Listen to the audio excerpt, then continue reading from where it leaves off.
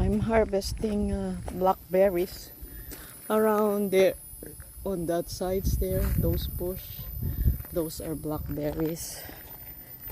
So now I'm going to the other side. Those are blackberries, the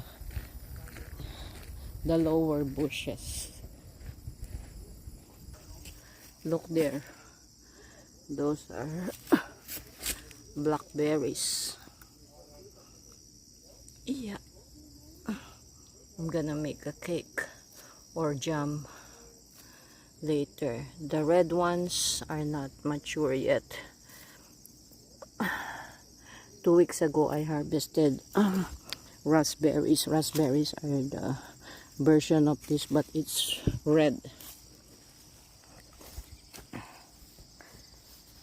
Okay, these are blackberries. The red ones are not mature. The black ones I can pick them up. This is our shed that Marcel made, and these are all blackberries. Okay.